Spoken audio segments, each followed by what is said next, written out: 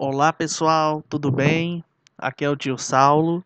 Hoje nós vamos para a nossa primeira aula à distância de geografia, né? E como eu já tinha falado nas outras videoaulas, das outras disciplinas, é a maneira que eu tenho encontrado da gente repassar o conteúdo para vocês, né? Nessa época de ficarmos em casa e cuidar da nossa saúde, tá bom? Então, hoje, na nossa primeira aula virtual, nós vamos dar continuidade às coisas que a gente já vinha falando nas últimas aulas presenciais, né? E hoje o nosso próximo conteúdo é o espaço urbano, né? Que é o espaço das cidades.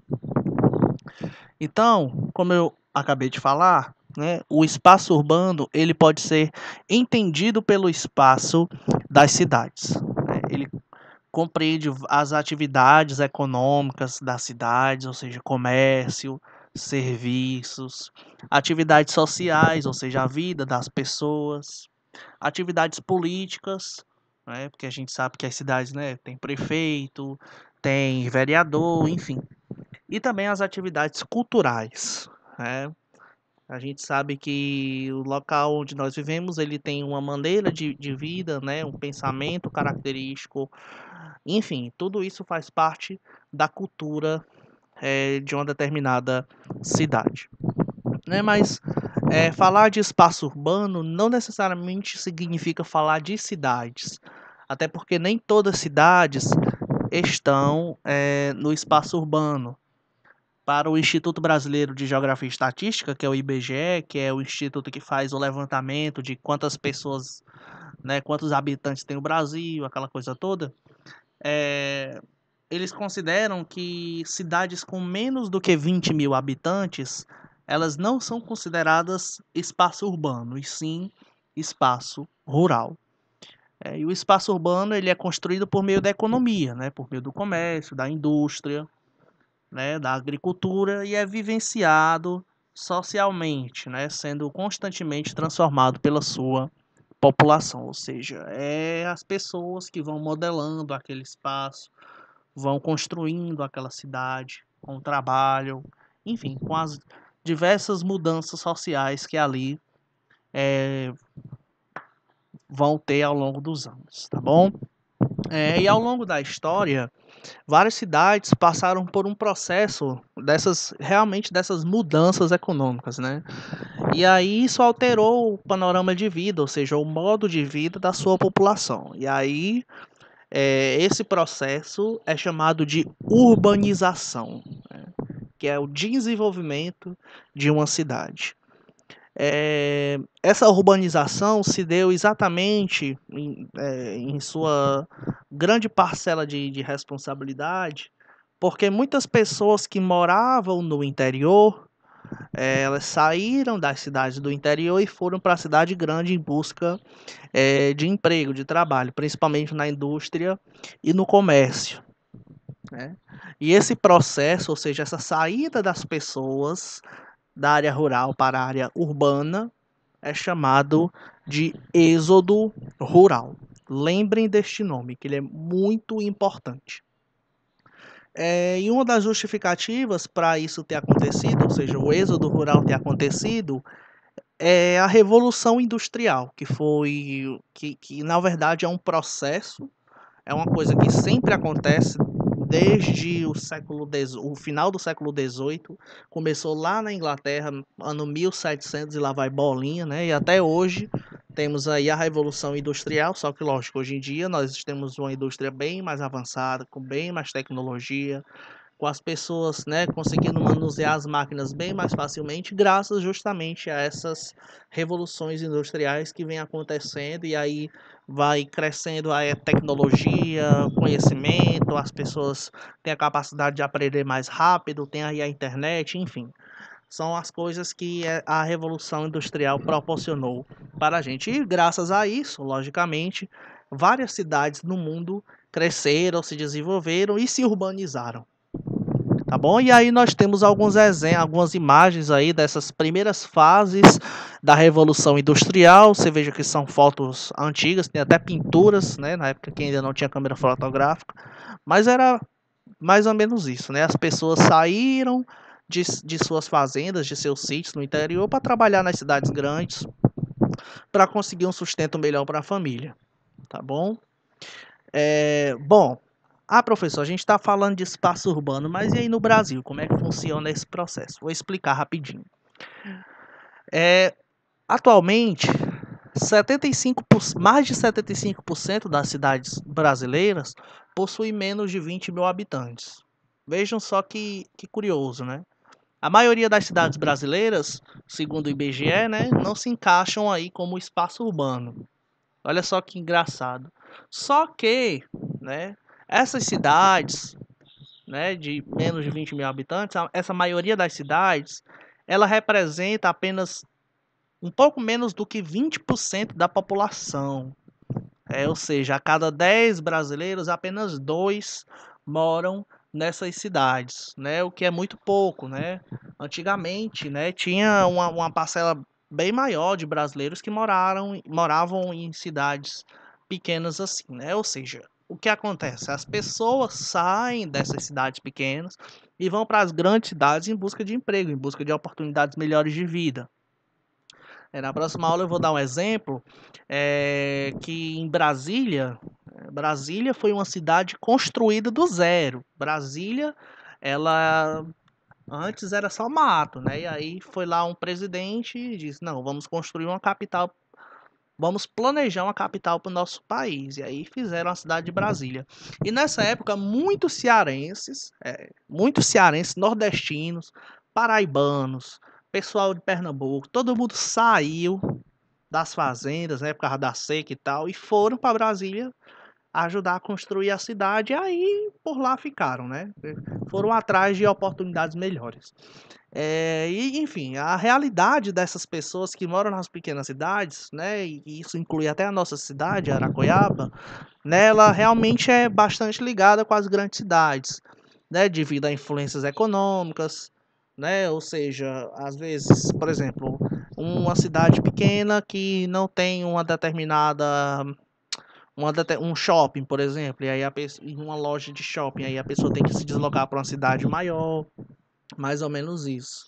Influências sociais, né? Porque muitas transformações que acontecem nessas cidades pequenas é devido às cidades grandes, devido à ida de pessoas, por exemplo. Saem pessoas das cidades pequenas, vão para a cidade grande, às vezes estudar, trabalhar, e aí volta para a cidade pequena para abrir um negócio, para trabalhar numa determinada profissão, então tem isso também.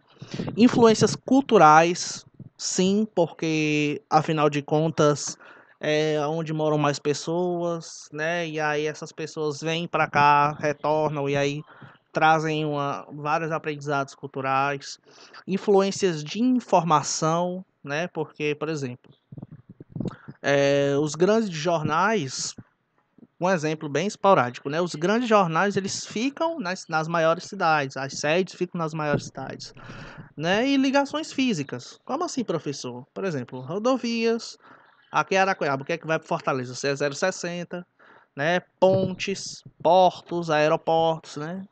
A pessoa quiser viajar para outro estado tem que ir para Fortaleza, para o aeroporto e tal. Enfim, mais ou menos isso.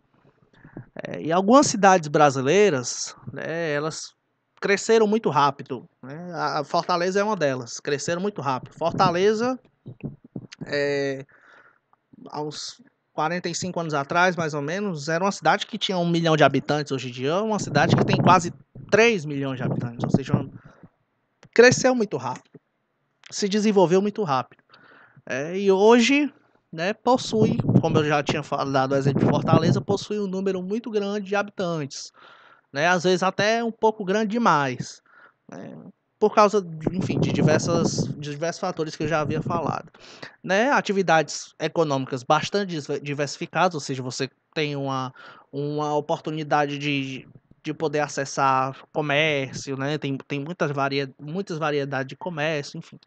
Um fluxo muito grande de comunicação, porque por se tratar de uma cidade grande, né, essas coisas se tornam mais fáceis, e serviços. E aí, quando acontece essa expansão, esse crescimento rápido das cidades, elas se transformam no que a gente chama de metrópoles, né?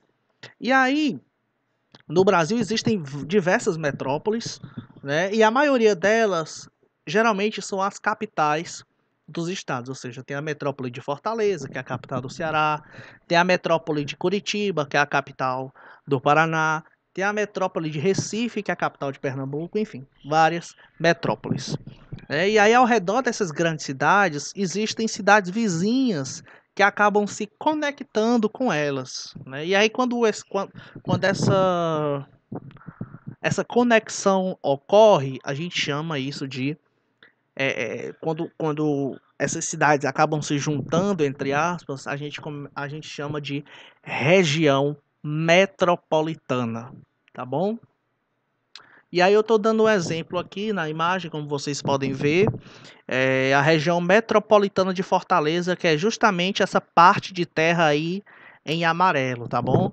Você percebe que bem aqui está Fortaleza, ó. Fortaleza, aí temos Calcaia, Maracanaú, Eusébio, Maranguape, Guaiúba, Pindoretama, Cascavel, Aquiraz, enfim. Até Trairi ainda é região metropolitana de Fortaleza, ou seja, são muitos municípios, são muitas cidades que fazem parte dessa região metropolitana, né? E querendo ou não, são municípios que acabam sendo afetados pela dinâmica da cidade de Fortaleza, pela economia, enfim, tem muita coisa a ver, tá bom?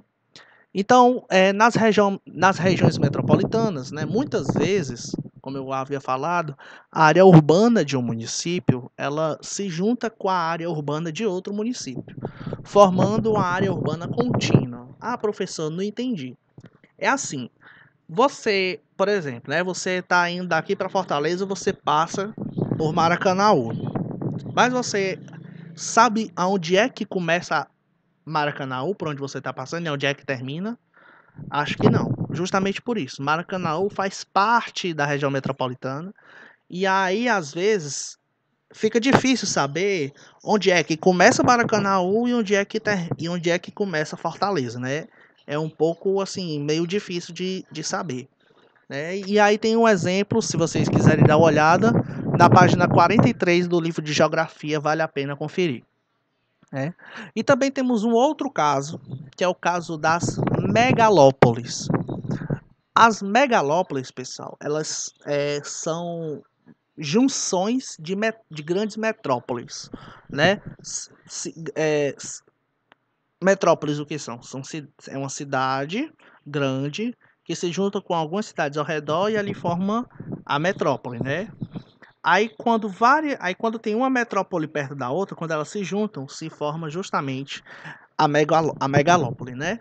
Aqui no Brasil nós temos um exemplo de megalópole, que é o eixo Rio de Janeiro, São Paulo, Campinas, né? São Paulo, a cidade. Campinas é uma cidade que também fica em São Paulo e a cidade do Rio de Janeiro. Então essas três cidades estão bem interligadas, formando essa megalópole, tá bom? Como eu não consegui colocar a foto aqui, porque não ia caber direito, ela está na página 44 do livro de Geografia. Vale a pena também conferir. Então, pessoal, fazendo um apanhado dessas informações, eu quero que vocês leiam os slides no vídeo, voltem, vão lendo devagarzinho. Né? Aqui eu coloquei algumas perguntas assim bastante simples de responder. Tá bom? A primeira: cite exemplos de metrópoles brasileiras. Onde elas geralmente estão localizadas? Foi falado aqui no vídeo, né? Dei até alguns exemplos de metrópoles brasileiras, mas tem outros. Se você tiver com dúvida, pode falar comigo. 2. Qual a diferença entre metrópole e megalópole? Falei o que era metrópole e falei o que era megalópole. Você vai dizer aí na segunda questão o que é um e o que é a outra. E a terceira, explique o que significa êxodo rural. Já tinha explicado aqui no vídeo que era êxodo rural. E qual é a sua contribuição para a humanidade? Isso aqui essa segunda parte da questão, você responde do jeito que você quiser. O que é que você acha que, como é que você acha que o êxodo rural ajudou o desenvolvimento da humanidade, tá bom? Faça essas atividades no seu caderno, perguntas e respostas, tá bom? E coloque a foto no meu privado, né, ou então lá no grupo, com a hashtag não são férias, tá bom? Coloque o seu nome e a sua turma, tá certo? Que eu vou aguardar ansiosamente para ver o exercício, a tarefinha de vocês, tá bom? Pessoal, muito obrigado, fique em casa e se cuide, tá bom? Em breve nós estaremos de volta, tá bom? Um abraço e até logo.